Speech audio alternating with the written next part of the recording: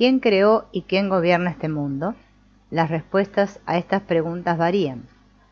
La principal tradición de la ortodoxia judeocristiana islámica sostiene que la creación y la posterior gestión del cosmos hay que atribuirlas a un único Dios, la fuente última y el destino de todo.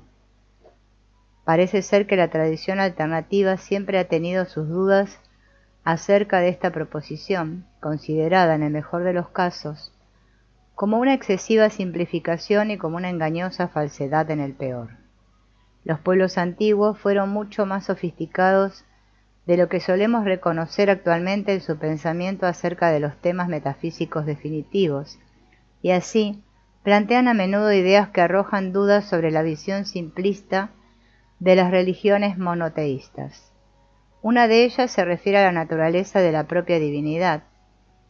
Si la fuente última de todo ser es absoluta, como afirma la mayoría de religiones, ¿cómo es posible que esta existencia totalmente trascendental y absoluta sea directamente responsable de las minucias de la configuración y desarrollo de los innumerables detalles del sistema mundial creado?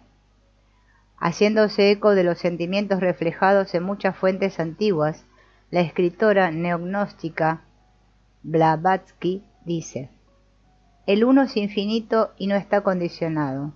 No puede crear, ya que no puede tener relación alguna con lo finito y condicionado.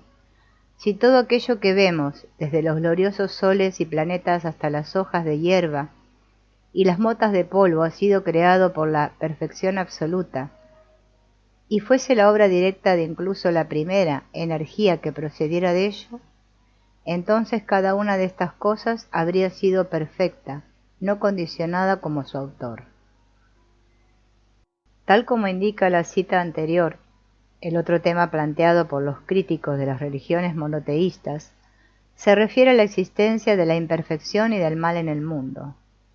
¿Cómo es posible que una divinidad buena y omnipotente cree o tolere la existencia de tanto mal grotesco, injurioso e insensible? La respuesta bastante frívola que se da con frecuencia, según la cual el mal se debe de algún modo al pecado humano, ni siquiera habría sido seriamente considerada por la mayoría de habilidosos pensadores del mundo antiguo. Si por un lado el mal y la imperfección existen en el mundo, tienen que deberse al menos en parte a la actividad de agencias que se interponen entre la existencia manifiesta y el absoluto, y que no participan de la perfección y bondad del primero. Por sus obras los conoceréis.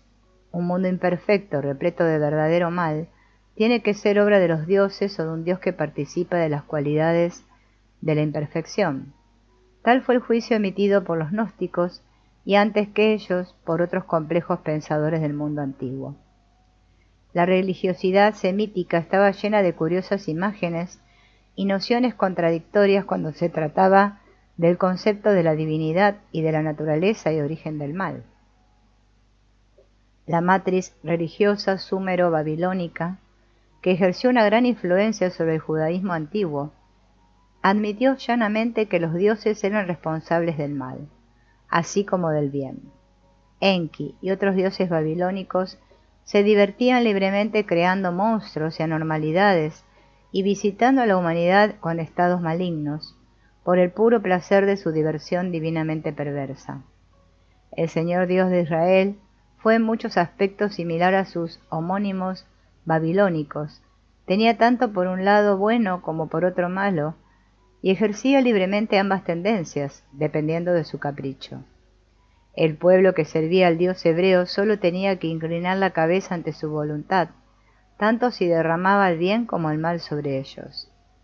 Durante los últimos pocos siglos anteriores a la era cristiana, un creciente número de judíos ya no estaban dispuestos a soportar la tensión de los opuestos que percibían en su Dios. Así los esenios empezaron a valerse cada vez más de un mito de dualismo que les servía como justificación racional de la existencia del mal radical en el cosmos. El pueblo de los manuscritos buscó diligentemente en las obras más oscuras de la literatura y de la mitología judías, como las leyendas asociadas con el profeta Enoc, y descubrió en ellas ideas que arrojaron algo de luz sobre su preocupación por el mal y la batalla de los hijos de la luz con los hijos de la oscuridad. Algunas de estas escrituras hablaban de seres imperfectos que servían de puente para salvar el vacío entre Dios y el cosmos creado.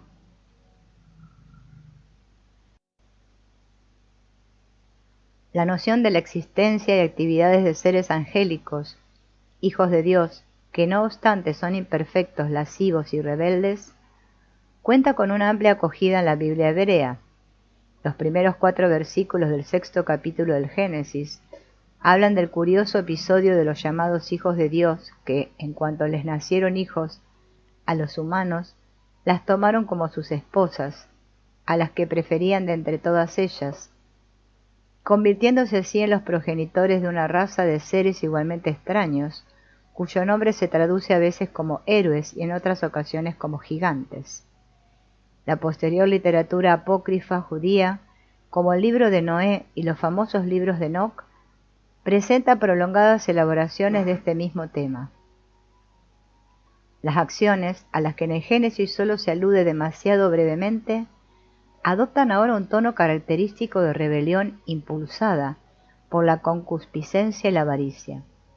El jefe de los hijos del cielo, llamado Semiahazat, dirige su terrible hueste de 200 ángeles rebeldes que descienden desde la cumbre del monte Hermón, pronunciando terribles juramentos y maldiciones mágicas y llenos de feroz lascivia por las mujeres humanas. A estos ángeles se les da el luminoso nombre de vigilantes, y la descendencia resultante de su violación de las mujeres humanas fueron gigantes coléricos y crueles que mataban a los hombres y a las bestias y que asolaban la tierra. El Señor le explica entonces a Enoc que los gigantes serán llamados demonios o espíritus malignos y que la tierra será el lugar en el que habitarán. Estos espíritus gigantes están destinados a continuar oprimiendo a la humanidad y a causar toda clase de daños a la tierra, todo lo cual se justifica por el hecho de que tienen a los sagrados vigilantes, como sus antepasados y progenitores. En la literatura de Enoc, a uno de los 10 líderes de los ángeles rebeldes se le llama Azael, que aparece ahora con el nombre de Azazel en los escritos de la comunidad de Qumran. Un pasaje de la literatura de Enoc es particularmente instructivo. En él, Enoc viaja por los ámbitos cósmicos, viendo todas las obras del universo, y se le muestran 7 estrellas en los cielos que están encadenadas entre sí como prisioneras. La explicación que se le da a Enoc es que estas son algunas de las estrellas que transgredieron la orden del Señor y que han sido así encadenadas durante 10.000 años por sus pecados. La vinculación de los ángeles rebeldes con los 7 planetas nos conduce así a la idea gnóstica de que los planetas están gobernados por señores siniestros que imponen limitaciones y que tienen la intención de mantener cautivos los espíritus de la humanidad en su confinamiento terrestre. A partir de los libros de Enoc, del libro de los aniversarios y de la fascinación del pueblo de los manuscritos por el tema de los ángeles rebeldes, estos desarrollaron de modo natural la conclusión gnóstica que divide al Dios monoteísta bíblico en un ser trascendente por un lado y en un creador inferior o demiurgo por el otro.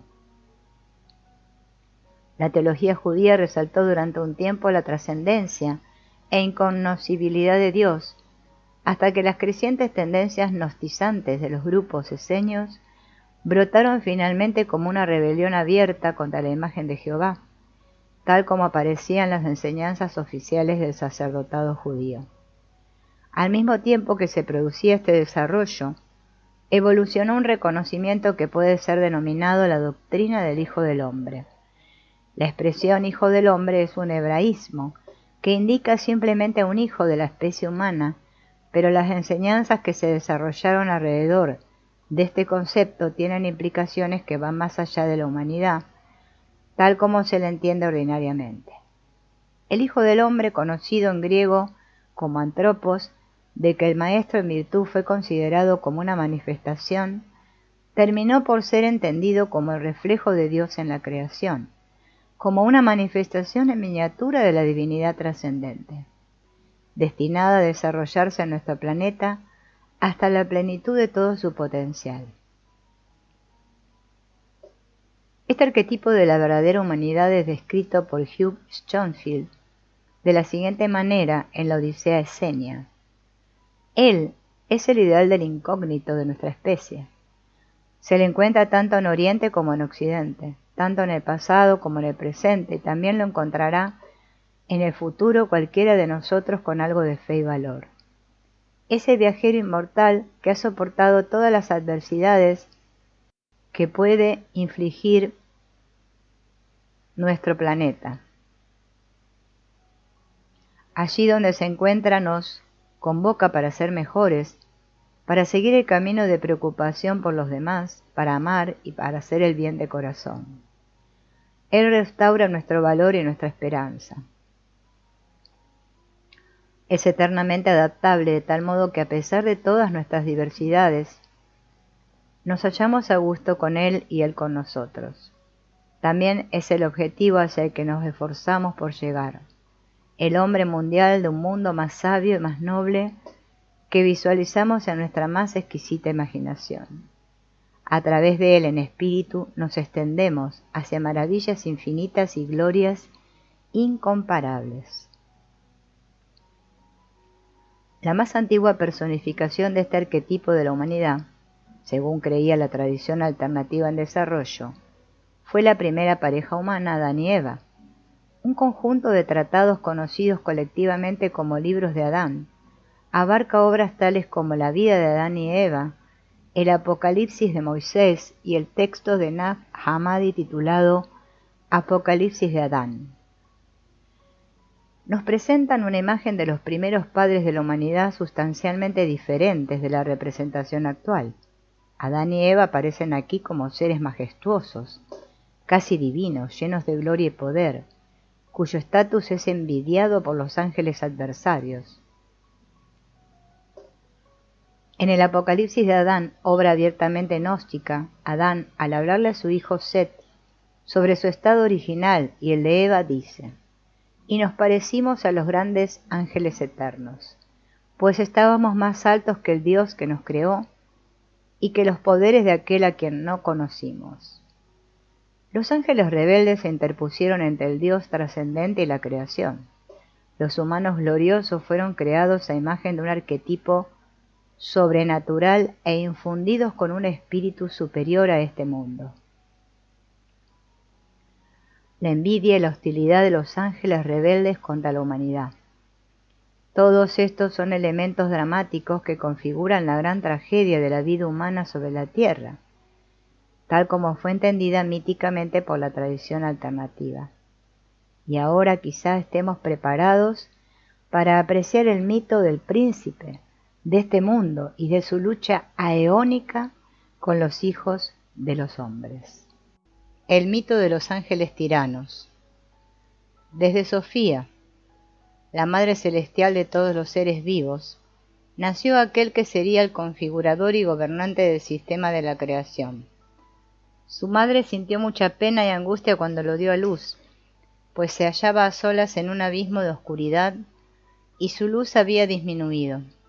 Su descendencia apareció ante ella y se dio cuenta de que él era un ser que cambiaba de forma. Apareció en forma de serpiente, con cara de león, y de sus ojos brotaban destellos de luz.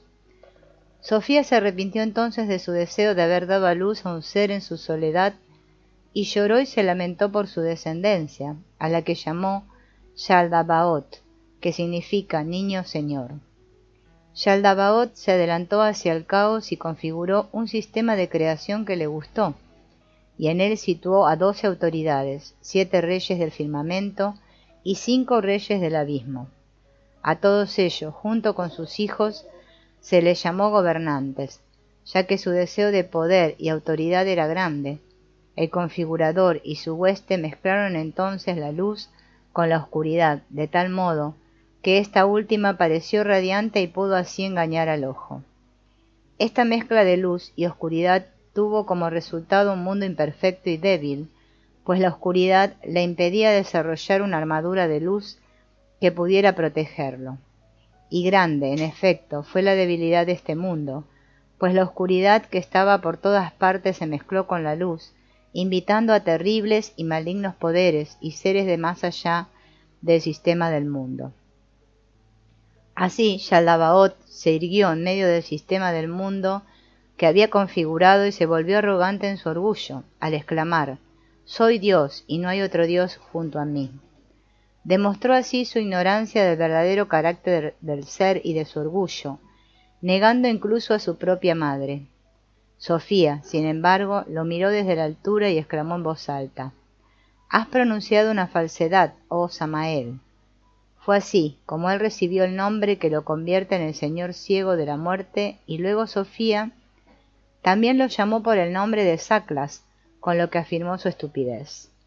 Sofía, sin embargo, sabiendo que su descendiente había configurado una creación a su propia y defectuosa imagen, decidió en secreto acudir en ayuda de la luz que estaba presente en el mundo. Descendió de su vivienda y se acercó a la tierra, moviéndose de un lado a otro sobre ella y confiriendo su sabiduría y su amor sobre el sistema creado por el estúpido configurador. Fue el poderoso espíritu de ella el que se movió sobre las aguas, tal como se afirmó en la narración de la creación hecha por Moisés. Los gobernantes creyeron que únicamente ellos habían creado y ordenado el mundo, pero el espíritu de Sofía dio secretamente al lugar espléndidas pautas arquetípicas que introdujo en el tejido de su obra. Entonces, una gran maravilla apareció en los cielos, la forma de un hombre, de porte majestuoso y glorioso, y la imagen fue acompañada por una voz que exclamó: «El hombre existe y el Hijo del Hombre». El Creador y su hueste temblaron, y los fundamentos del abismo se conmocionaron, y las aguas se agitaron de terror sobre la tierra. Fue tan grande la radiación del arquetipo humano celestial que apareció en los cielos que los gobernantes quedaron cegados por ella y no pudieron soportar su poder. Apartaron las miradas y observaron el reflejo de la forma del hombre, tal como aparecía en las aguas de abajo.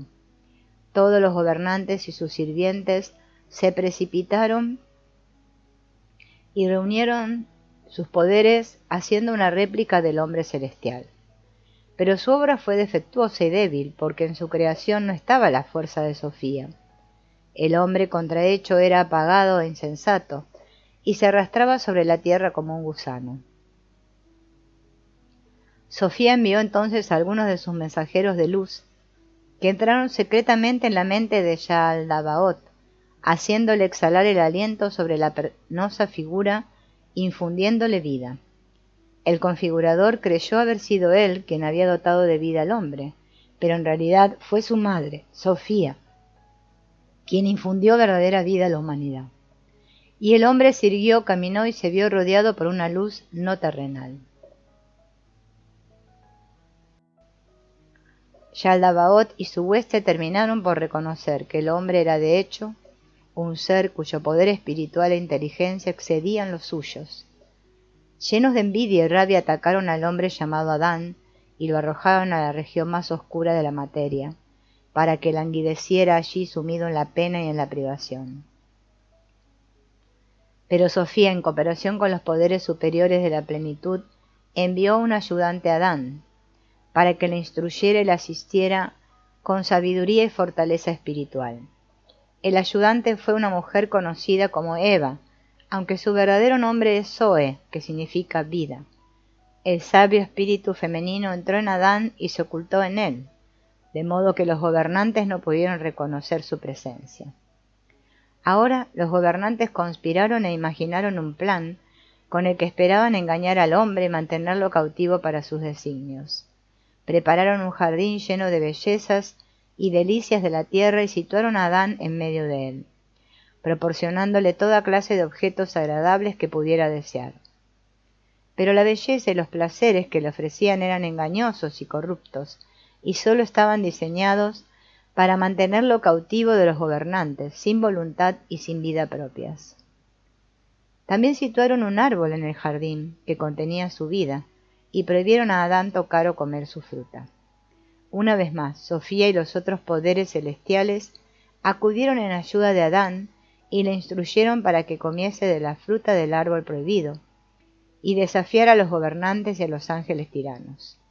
Al mismo tiempo la mujer surgió de Adán, pero el jefe de los gobernantes la reconoció, dándose cuenta de que tenía la luz de Sofía, con lo que se encolerizó. La persiguió por todo el jardín y tras haberla sometido la violó y ella concibió 2 hijos de él,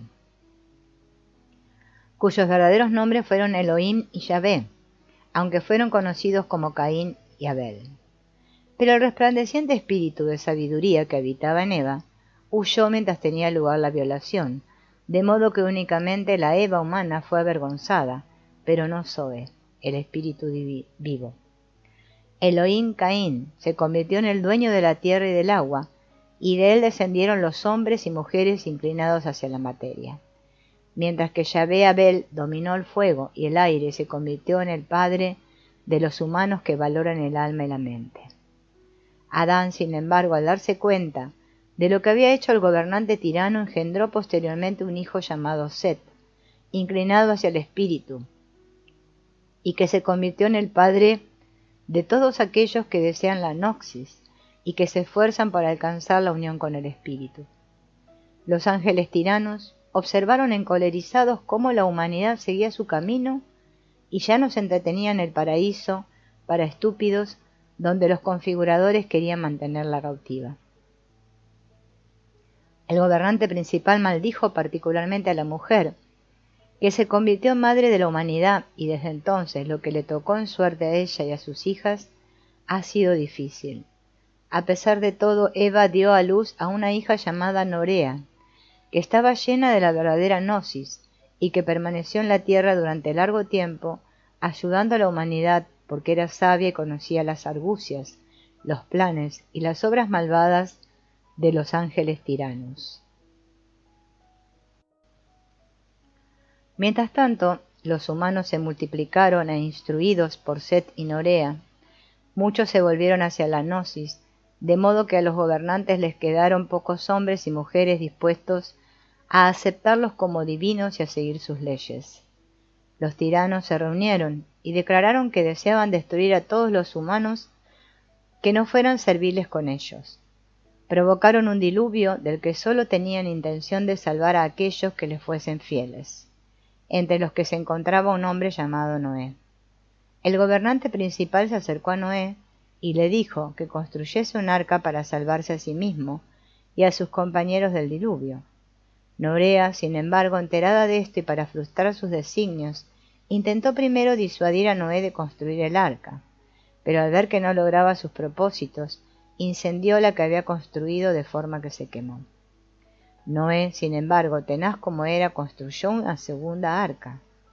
Los ángeles malvados asaltaron entonces a Norea, deseando violarla como habían hecho con su madre, pero un gran ángel de luz llamado Elelet la rescató y le dio fortaleza para continuar con su misión.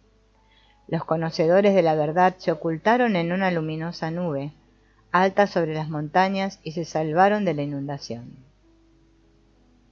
Así, con la ayuda de Norea se frustró el plan de los ángeles tiranos. Desde aquellos tiempos la humanidad vivió un conflicto y división, pues el gobernante jefe encolerizado la había dividido. La verdadera gnosis se hizo rara y los hijos de los hombres aprendieron sobre cosas inútiles y muertas, y su conocimiento se hizo mundano y corrupto.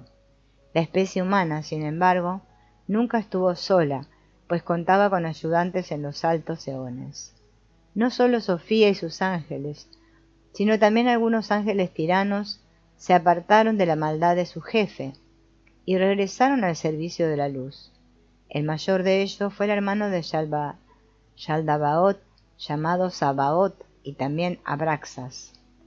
Este espíritu renunció a las obras de su hermano ciego y malvado, y se sometió a su madre Sofía, quien lo nombró gobernante del séptimo cielo, desde donde emite continuamente un cántico celestial dirigido a todos los seres, para que despierten y renuncien a las obras de la oscuridad. En una época posterior surgió el conflicto entre los hijos de los hombres, que seguían sirviendo a los ángeles tiranos, y aquellos que se habían liberado gracias a la gnosis. Los sirvientes de Saldabaoth traicionaron a los conocedores, y los gobernantes les enviaron una lluvia de fuego y azufre con la esperanza de destruirlos. Abraxas, Sabaoth, asistido por otros poderosos ángeles de luz, los rescató, de modo que el plan de los gobernantes quedó una vez más frustrado. Esto fue conocido como la destrucción de Sodoma y Gomorra. De vez en cuando, los gobernantes se concentraban y planeaban destruir a aquellos humanos que no les sirvieran. Deseaban corromper a toda la especie humana, mezclando su esencia con la humanidad, y abdujeron a muchas mujeres humanas y procrearon gigantes llenos de malicia. Estos gigantes se convirtieron en los antecesores de aquellos hombres que despojaron egoístamente la tierra y privaron a los buenos hombres y mujeres de sus posesiones y medios de subsistencia. Debido a la multiplicidad de planes malvados y a las depredaciones cometidas por los gobernantes, una cierta parte de la especie humana está contaminada con su semilla, aunque todos los hombres y mujeres poseen además la chispa de Sofía. Los gobernantes, sin embargo, son verdaderos tiranos. Su deseo más profundo consiste en subyugar y gobernar a los hijos de los hombres, de quienes desconfían y a quienes desprecian, pues son en esencia superiores a los propios gobernantes. Así los gobernantes andan siempre trabajando en el diseño de leyes y mandamientos destinados a limitar a los hijos de los hombres. Se enmascaran como mensajeros de luz o incluso como el verdadero Dios y exigen obediencia y adoración. Engañaron así a muchos y bien intencionados profetas y videntes y llegaron a dominar sobre grandes números de humanos. La ley de Moisés estuvo al menos en parte inspirada de una forma similar por los gobernantes, ya que Moisés no pudo establecer una distinción entre el verdadero Dios trascendental y el jefe de los ángeles tiranos. Jesús, que descendía de los altos eones, llegó para hacer avanzar la derrota de los ángeles tiranos, enseñando a los humanos cómo se podían liberar, mostrándole misterios que actuarían como armas contra las maldades de tales adversarios. El gobernante principal, en su ceguera, no se dio cuenta de que Jesús fuese de origen tan alto y divino. Supuso que solo era un hombre dedicado a causar problemas, al que se podía asesinar. Así pues incitó a los sacerdotes y fariseos para que condenaran a muerte a Jesús, quien, siendo más que un humano, no murió, aunque permitió que se produjese la ilusión de su muerte física.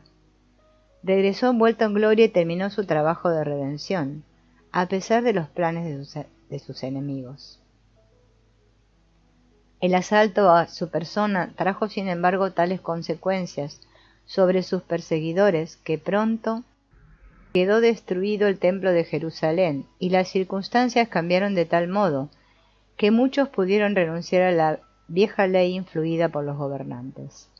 La libertad espiritual aportada por Jesús solo prevaleció durante un breve período de la historia, y los ángeles tiranos empezaron a corromper una vez más el mensaje de la buena nueva. La batalla de las fuerzas de la luz contra los ángeles tiranos continúa aún, pero el resultado final no ofrece dudas. Las fuerzas de la redención están destinadas a prevalecer, llevando la gnosis y la liberación a los destellos de luz ocultos en la humanidad. La derrota será para los ángeles tiranos, ciegos y estúpidos, que han gobernado durante tanto tiempo el reino donde, como usurpadores, establecieron su dominio ilegítimo. Los orígenes del principal ángel tirano nos conducen de nuevo a Sofía. El alma femenina, habiendo descendido al abismo de oscuridad, da a luz una descendencia de una manera irregular. El apócrifo de Juan nos dice que esta descendencia apareció sin el consentimiento del espíritu, y aunque el personaje de su masculinidad no lo aprobó, entonces la madre del demiurgo actuó de una manera desequilibrada. En términos contemporáneos podríamos decir que dio a luz sin la cooperación de su animus o mismidad psíquica masculina. Cuando solo actuamos desde un lado de nuestras polaridades contrasexuales, nos equivocamos. para producir un acto creativo psicológicamente sano y productivo, tenemos que solicitar la aprobación de los opuestos. La cabeza necesita contar con el consentimiento del corazón, el ego con el del sí mismo, lo espiritual con lo físico, el ánima con el animus y viceversa. Los actos desequilibrados provocan el desastre a la larga. El hijo malformado de Sofía tiene la forma de una serpiente con cara de león. También posee la capacidad para asumir otras formas. El león y la serpiente son criaturas asociadas con las polaridades primarias del fuego y el agua, respectivamente. De ese mismo modo, al demiurgo también se lo describe como andrógino en muchas escrituras gnósticas. Estas características nos inducen a creer que representa una cierta fuerza preconsciente e indiferenciada que se encuentra en relación adversa con la conciencia diferenciada. En los 7 sermones de los muertos, Jung se refiere a una figura simbólica similar como el hermafrodita de los inicios más bajos. Así pues podemos definir inicialmente a este ser como un símbolo de la energía psíquica primitiva, indiferenciada, que se constela a sí misma en un ego humano. En cuanto esta energía ha asumido una identidad del ego, empieza a crear su propio mundo. El ego procede de sus antecedentes psíquicos más amplios, pero pronto le da la espalda a su madre y declara con arrogancia su independencia del misterio inconsciente del que surgió. El nombre de Yaldabaoth, aunque tiene varios significados, se deriva de Yahvé, Jehová, cuyo significado es yo soy el que soy. ¿Acaso las palabras yo soy no caracterizan la naturaleza misma del ego psicológico? El creador imperfecto sirve así como una metáfora adecuada para lo que los psicólogos profundos llaman el ego alienado, definido por su propio sentido de la sí mismidad. Esta entidad psíquica se aleja de la sabiduría, contenida en el inconsciente, y se declara como creador y gobernante por derecho propio. Así, aquel que podría haberse convertido en un ángel de luz se transforma en un oscuro tirano. La prueba definitiva de la arrogancia del ego, del tirano, aparece implícita en la declaración del demiurgo: yo soy Dios y no hay otro Dios que yo. El psicólogo junguiano Edward Edinger describe este fenómeno de la siguiente manera: la motivación del poder de todos los tipos es sintomática de inflamiento, en el sentido de darse demasiada importancia a sí mismo, de engrandecerse. Cada vez que uno actúa a partir de una motivación de poder, aparece implicada la omnipotencia. Pero la omnipotencia es un atributo que únicamente le corresponde a Dios. La rigidez intelectual que intenta equiparar su propia verdad u opinión privada con la verdad universal también es inflamiento. Es la asunción de omnisciencia. Cualquier deseo que considere su propia realización posee un valor central que trasciende los límites de la realidad del ego, y en consecuencia asume atributos que únicamente pertenecen a los poderes transpersonales. Así pues, Sofía representa la matriz, madre, sobrenatural, transpersonal, mientras que Yaldabaoth representa el ego tiránico, que no está dispuesto a reconocer la existencia de la trascendencia y por lo tanto de ningún límite que se le pueda imponer a su poder. También hay que señalar que el demiurgo exhibe frecuentemente arranques de cólera, que es una característica del estado inflacionario. El ego inflado siempre intenta coaccionar y dominar su ambiente, y cuando los intentos que hace en esa dirección no alcanzan éxito, el resultado es una cólera feroz. Por estas razones, el Creador maldice a Eva en el momento de la caída, y es también esa cólera la que le motiva a él y a sus acólitos a violarla e intentar la misma clase de violación contra Norea. De una forma bastante gnóstica, diversos psicólogos junguianos han identificado esta clase de cólera arrogante como un complejo de Yahvé. La alienación conduce al inflamiento. El hijo de Sofía se aliena de su madre y luego la repudia arrogantemente, así como todos los otros poderes fuera de sí mismo. El ego crea su propio mundo, un mundo que es necesariamente defectuoso. Sin embargo, la sabiduría de la psique transpersonal arquetípica nunca está ausente del todo. Por eso el espíritu de Sofía se movió sobre la creación y la penetró en secreto. Los alquimistas fueron responsables de haber creado el término lumen naturae, la luz de la naturaleza, dando a entender con ello que además de la luz superior de la divinidad, en el ámbito de la trascendencia también existe otra luz, de carácter inferior, pero todavía potente. Esta luz está presente en la naturaleza y en el cuerpo del ser humano. Sus orígenes últimos son desde luego divinos. La presencia de esta luz viene indicada por varios mitologemas que hallamos en la historia del Demiurgo y de sus ángeles tiranos. Primero, Sofía entra en íntima conexión con la creación. Luego exhibe ante la mirada aterrorizada de los gobernantes la imagen de la forma humana perfecta o celestial. Sobre la base de este arquetipo celestial, los gobernantes configuran al primer hombre, pero a éste le falta un ingrediente vital, la conciencia o percepción de su mismidad. Este poder únicamente le llega por orden de Sofía. Estamos hechos a la imagen de grandes pautas arquetípicas, pero únicamente nos convertimos en humanos cuando nos llega el don de la conciencia. Con las primeras agitaciones de la mismidad consciente se inicia el proceso del crecimiento psicoespiritual. Los primeros pasos a lo largo del camino de la individuación evocan fuertes resistencias por parte del ego tiránico. El desarrollo espiritual nunca se produce sin lucha contra la arrogancia y la voluntad de poder del ego. La prolongada historia de la difícil relación de la especie humana con el demiurgo y los gobernantes es una historia que no hace sino narrar esta lucha. La historia de Adán y Eva en el jardín del Edén, tal como fue entendida por los gnósticos, constituye un mitologema particularmente exquisito que expresa esta lucha. El ego mundano está constituido de tal forma que posee capacidad eficiente para distraer el alma de las tareas de la individuación. Este es, en muchos aspectos, un mundo paradisíaco. Está lleno de objetos y experiencias que prometen placer, riquezas y poder. No obstante, visto desde la atalaya del crecimiento transformador, es un paraíso para estúpidos. La serpiente, a la que en nuestra narración no se le menciona por su nombre, es en realidad el principio de la gnosis, la conciencia emergente y el impulso hacia la individuación. También vale la pena observar que es Eva, antes que Adán, quien responde a la inspiración de la sabiduría y provoca la feliz catástrofe de la expulsión del paraíso.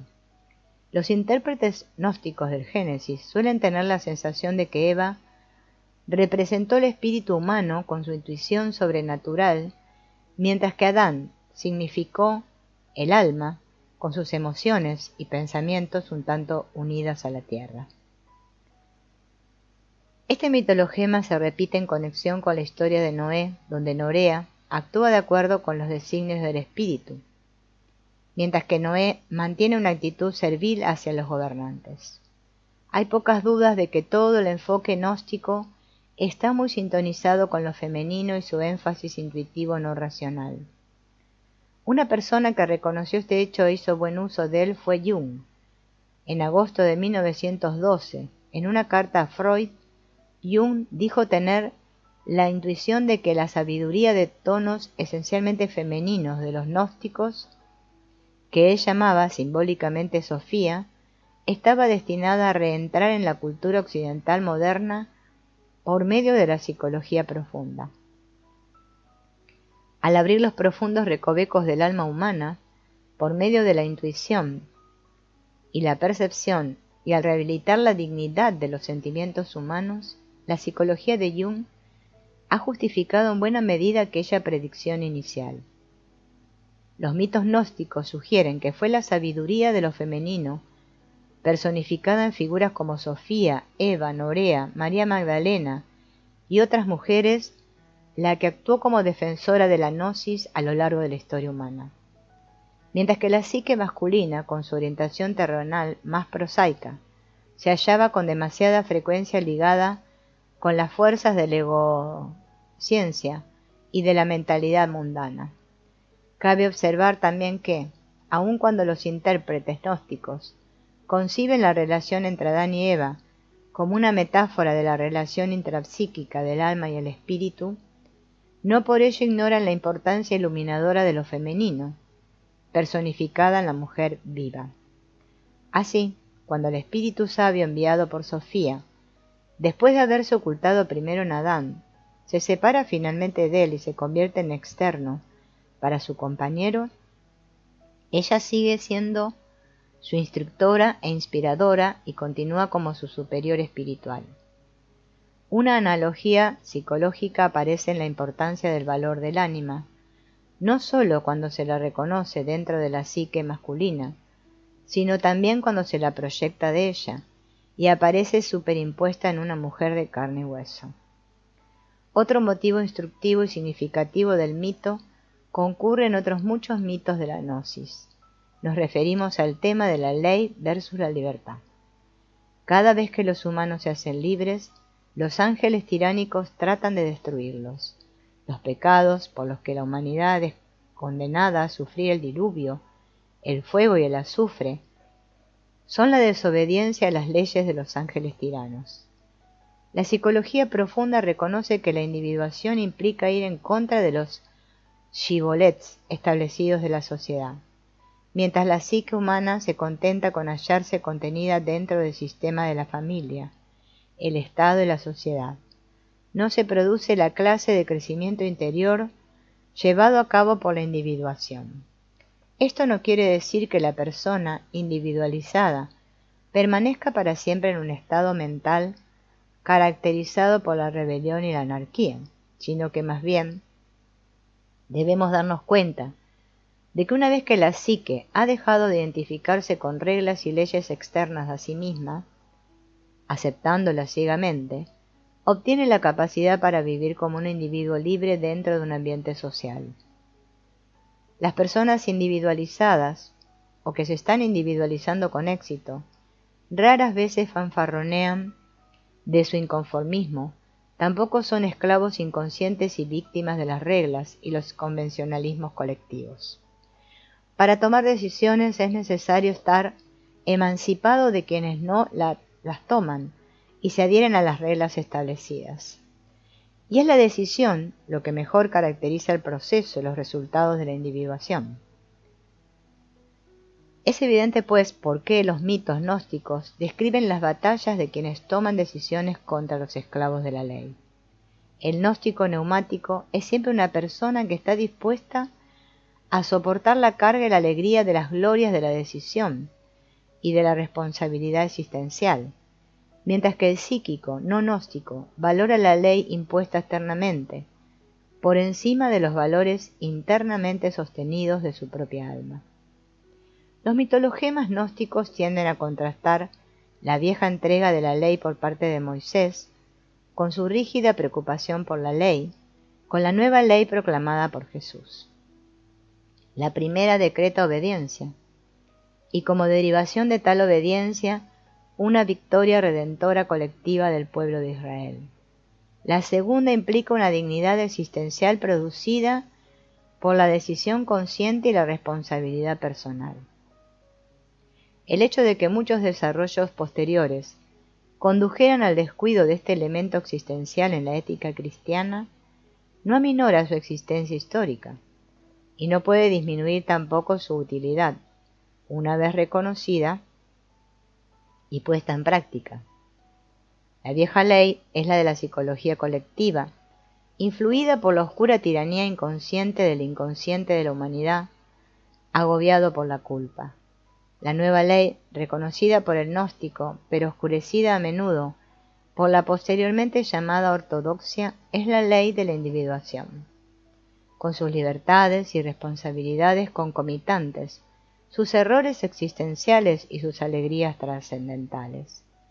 Hizo bien el gran mitólogo estadounidense Joseph Campbell al afirmar, en su obra El héroe de las mil caras: no es la sociedad la que guía y salva al héroe creativo, sino precisamente a la inversa. Así cada uno de nosotros comparte la penosa experiencia suprema, llevar la cruz del Redentor, no en los momentos brillantes de las grandes victorias de su tribu, sino en el silencio de su desesperación personal. Tarde o temprano, todos tenemos que llegar a la clase de gnosis que nos inspira a alejarnos de las lisonjas y las amenazas del palo y la zanahoria de los ángeles tiranos, enmascaradas como leyes religiosas, costumbres de la sociedad, ideología política y económica, y muchas otras manifestaciones. Los designios de los ángeles tiranos nos mantienen inmersos en una condición de esclavitud colectiva, caracterizada por la ausencia de alternativa y de individuación. El ego tiránico actúa de muchas formas y a muchos niveles. Algunos de sus hechos más ingeniosos son colectivos, mientras que otros son intensamente personales. Así, el dogma impuesto externamente se une y conspira con la culpabilidad, la ira y la avaricia que se elevan del lado oscuro de la personalidad. Lo mismo que Set y Norea en el mito gnóstico, tenemos que apartar nuestra mirada del espectáculo intimidante que nos presenta la tiranía y de la maldad que reside en los altos puestos. En el Evangelio de Tomás, Jesús emplea la palabra monachoi, traducida habitualmente como los solitarios, pero que también significa aquellos que se han vuelto unificados. Este es el nombre con el que se puede describir a la psique individualizada, el alma del conocedor que, tras haberse convertido en una unidad, puede ahora erguirse sola, sin la pesada colectividad de la sociedad y del mismo modo sin la tiranía del ego alienado. Estos son los hombres y mujeres que han logrado liberarse del dominio de los ángeles tiranos y de los que el Cristo gnóstico dice: benditos sean los solitarios y los elegidos, porque ellos descubrirán el reino. Muchos se quedarán fuera de la puerta, pero únicamente los solitarios entrarán en la cámara nupcial.